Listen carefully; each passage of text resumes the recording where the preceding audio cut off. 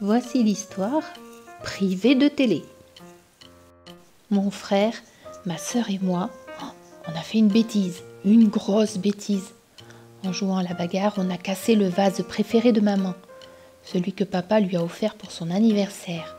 C'est vrai qu'il était vraiment beau, tout bleu comme le fond de la mer, et très grand, avec des formes rondes et douces. Maman adorait y mélanger des fleurs oranges et jaunes pour faire comme le soleil, quand il se couche et quand il se lève. Maman était très, très triste. Nous trois, on se sentait très, très idiots. Et papa était très, très fâché. Il ressemblait à une cocotte minute.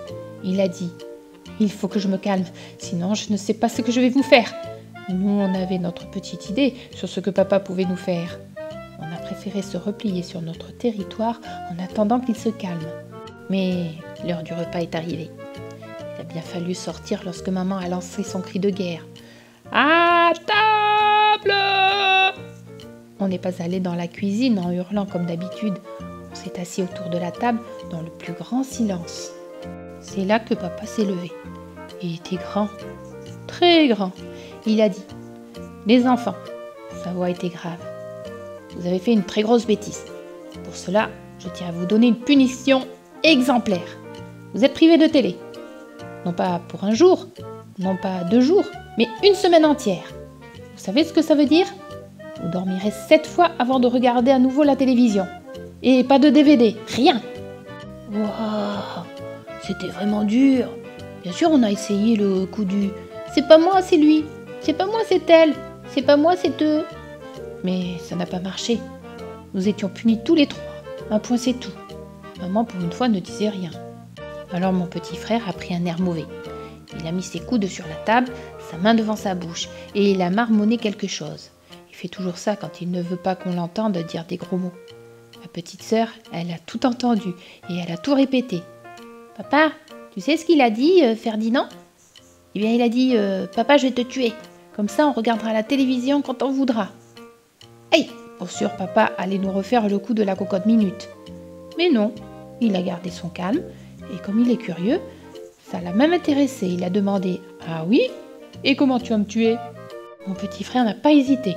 Il a dit « Je vais te couper en morceaux, et ensuite, je te jetterai à la poubelle, voilà. Et les messieurs mettront le sac dans le gros camion qui ramasse les poubelles, voilà. Et on ne te verra plus jamais, voilà. Et comme ça, on fera tout ce qu'on voudra. » C'est ma petite sœur qui a continué. « Eh bien moi, j'ai une meilleure idée. Moi, je vais t'ouvrir le ventre. Je mettrai plein de cailloux dedans, de très très gros. Après, je recoudrai avec une grosse aiguille énorme et je te jetterai à l'eau. Tu couleras tout au fond et ce sera bien fait. » Je crois que mon idée à moi, elle était encore meilleure. Moi, je t'enfermerai dans une cage. Je te ferai manger plein de bonnes choses. Quand tu seras bien gras, j'appellerai la sorcière aux yeux verts et elle te fera cuire avec des crapauds et des serpents à sonnette. Une fois lancé, on ne pouvait plus s'arrêter, c'était trop drôle. Je te roulerai dessus avec une énorme rouleau compresseur. Tu seras tout écrasé, tout plat, comme une crêpe. Et moi, je te couperai en 1000 morceaux, même je te couperai les fesses en rondelles. Je te mettrai dans une fusée et je te ferai tourner autour de la lune pour toute la vie. On rigolait trop. Maman riait aussi, mais elle se cachait derrière sa main pour que papa ne la voie pas.